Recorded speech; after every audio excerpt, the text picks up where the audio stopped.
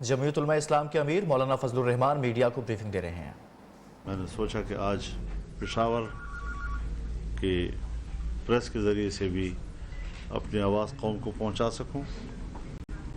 P D M اس وقت متحد ہے۔ ایک ہوتا ہے اختلاف، ایک ہوتا ہے اختلاف رائے۔ اختلاف رائے پر بغلے نہیں بجانے چاہیے، یہ تو بار بار ہو چکا ہے، اور اس کے باوجود پی ڈی ایم متحد بھی رہتا ہے۔ پی ڈی ایم حالات کے ساتھ بہترین طریقے سے اپنے کارڈ کھیل رہا ہے۔ پی ڈی ایم آگے بڑھ رہا ہے، اور انشاءاللہ العزیز 5 فروری کو مظفر آباد میں کشمیریوں کے ساتھ یکجہتی کا دن بڑے اس کو احتشام کے ساتھ منایا جائے گا۔ اور ماضی میں بھی جتنے جلسے ملک بھر میں ہوئے ہیں اس نے اپنے ریکارڈ توڑے ہیں۔ بنو ایک دور دراز علاقہ ہے، لورالائی ایک دور دراز علاقہ ہے، لیکن پوری قوم نے اس کا مشاہدہ کیا کہ کتنا عوام نکلا اور کس طرح عوام نے ان میں شرکت کی۔ اور اب انشاءاللہ 9 فروری کو حیدرآباد میں بہت بڑا مظاہرہ انشاءاللہ العزیز۔ تو اس حوالے سے ہم بالکل متحد ہیں، اور ایک اچھی حکمت عملی کے طور پر ہم آگے جا رہے ہیں۔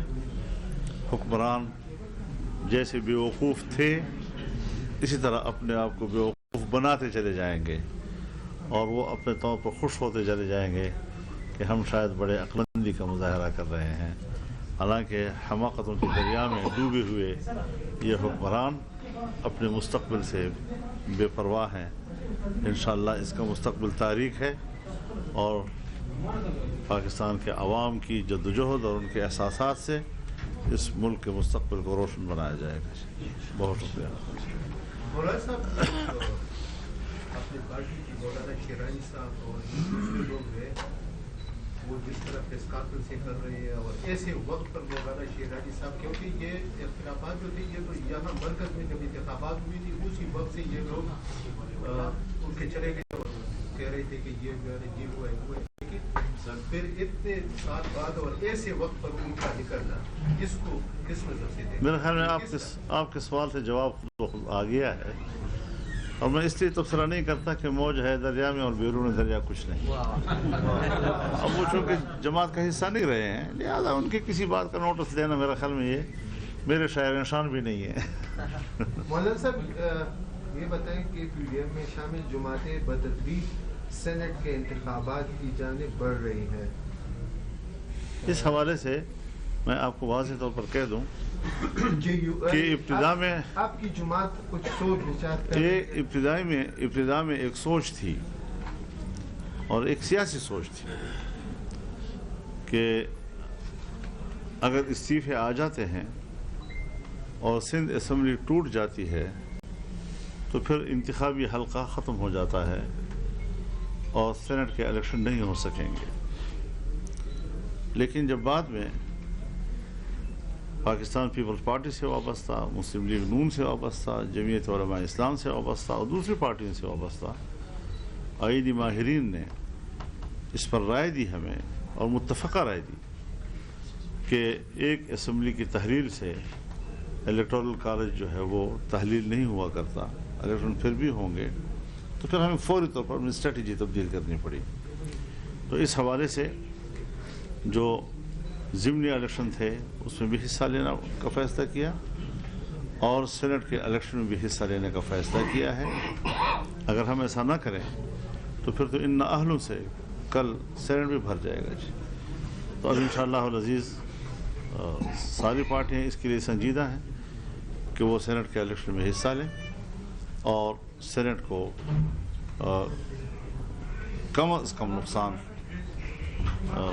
پہنچ جائے، زیادہ سے زیادہ نقصان سے محفوظ رکھیں۔ آپ کیا سمجھتے ہیں مولانا صاحب کہ ان حالات میں کہ جب آپ اسمبلیوں کو اور جو حکومت سلیکٹڈ اور وہ ان کو کہہ رہے ہیں اور پی ڈی ایم کے خلاف مظاہرے بھی کر رہے ہیں کہ ان کا واحد حج ان کا وہ دوبارہ انتخابات ہے، پھر ضمنی انتخابات میں حصہ لینا.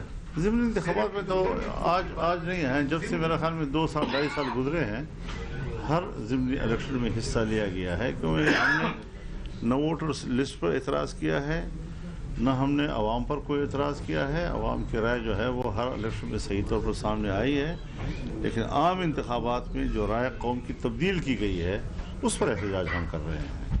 لہٰذا نہ الیکشن پر اصولی طور پر ہمارا انکار ہے، لیکن یہ کہ حصہ لینا مفید ہے یا نہ لینا مفید ہے، یہ ایک سیاسی ضرورت کے تحت ہوتا ہے.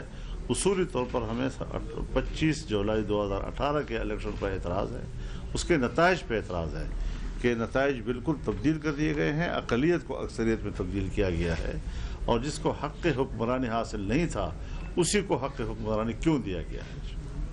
پارٹی عدم اعتماد خبر کی پارلیمان کی تاسو اگری ہے داغیدی سجن. دیکھیے، میں آپ کو اس حوالے سے ایک درخواست کروں گا کہ احتیاط کے ساتھ سوالات کیا کریں، اور الیکٹرانک دنیا میں چینلز پر بھی اگر اس حوالے سے احتیاط کے ساتھ تبصرے کیے جائیں. پیپلز پارٹی کی ایک تجویز ہے، اس تجویز کو طے کرے گا پی ڈی ایم کا سربراہی اجلاس. تو ابھی یہ سربراہی اجلاس ہونے کو جا رہا ہے، اور اسی میں پھر ان کی رائے سنی جائے گی، ان کی دلیل سنی جائے گی، اور اگر وہ قابل عمل ہے تو پہلے بھی ایسی صورتحال پیدا ہوئی ہے کہ باہر اختلاف کی خبر شہرت پا گئی، لیکن ہم نے جب دیکھا کہ کسی پارٹی کی کوئی رائے ہے اور اس میں اس کی دلیل مضبوط ہے، ہم نے انکار نہیں کیا ہے. لہذا فورم پر فیصلہ چھوڑ دیا جائے، اور فورم کا اجلاس ہونے کو جا رہا ہے. اس سے پہلے یہ کہہ دینا کہ جی ایک بیان آ گیا ہے اور اس بیان کا معنی یہ ہے کہ پی ڈی ایم ٹوٹ گیا ہے اور پھر اختلاف آ گیا ہے، یہ خواب جو ہے یہ کبھی بھی ان کا شرمندہ تعبیر نہیں ہوگا.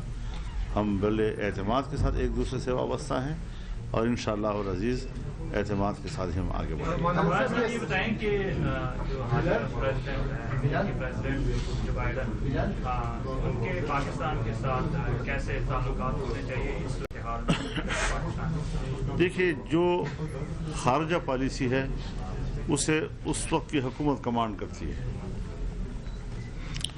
ہم ایسے نااہلوں کے حوالے ہو چکے ہیں کہ ہندوستان کے ساتھ صورتحال میں کشیدگی میں اضافہ ہو رہا ہے.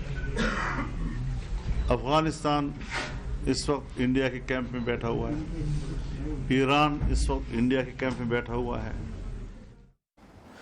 مولانا فضل الرحمان پشاور میں میڈیا سے گفتگو کر رہے تھے. کہا کہ اگر استعفے آ جاتے ہیں، سندھ اسمبلی ٹوٹ جاتی ہے تو